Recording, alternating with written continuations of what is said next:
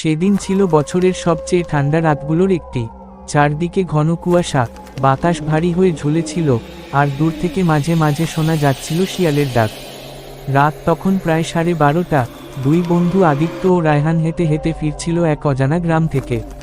বুঝলি রায়হান, এমন একটা জায়গায় ঘুরতে আসা সত্যিই একটা ভুল ছিল।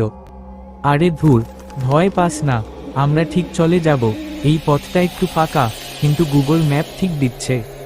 কিন্তু তাদের দুজনেরই খেয়াল ছিল না, এ পথটা গুগল ম্যাপে দেখানো থাকলেও বাস্তবে সেটা যেন অন্য এক জগতে নিয়ে যাচ্ছিল।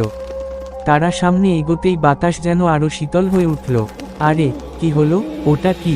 ছায়াটা ধীরে ধীরে স্পষ্ট হতে লাগলো, আর তাদের গায়ের রক্ত যেন জমে গেল।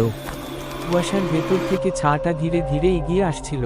আমাদের আগে আগে দেখা যাচ্ছিল এটি যেন মানুষের আকৃতির কিছু একটা। দাঁড়া, দেখি তো। আদিত্য মনের জোর বাড়িয়ে একটু এগিয়ে গেল। ছায়াটি তখন আরো পরিষ্কার হলো, এটা সত্যিই একজন মানুষ, কিন্তু তার মুখ অস্বাভাবিকভাবে অস্পষ্ট, যেন কুয়াশার সঙ্গে মিশে আছে। ভাই, আপনি কে? কোনো উত্তর নেই। মুহূর্তের মধ্যে সেই মানুষটি অদৃশ্য হয়ে গেল। আদিত্য ও রায়হান একে অপরের দিকে তাকালো, কেউ কিছু বলার সাহস পেল না। চল, এখান থেকে বের হতে হবে। রায়হান দ্রুত হাঁটে। চারপাশের বাতাস আরো ভারী হয়ে উঠল, যেন তাদের ঘিরে ধরছে। আদিত্য অস্থির হয়ে পড়ল। ঠিক তখনই তাদের পিছন থেকে শোনা গেল হালকা গলায় হাসির শব্দ, একটা ঠান্ডা, অদ্ভুত হাসি। পিছন থেকে আসা সেই অদ্ভুত হাসির শব্দ শুনেই রায়হান আর আদিত্য কেঁপে উঠল। তো তুই শুনেছিস? চারদিকে কুয়াশার চাদরে ঢাকা রাস্তা, কোথাও কোনো মানুষ নেই, কেবল সেই অদৃশ্য হাসি, যেন খুব কাছেই কেউ দাঁড়িয়ে হাসছে, অথচ দেখা যাচ্ছে না।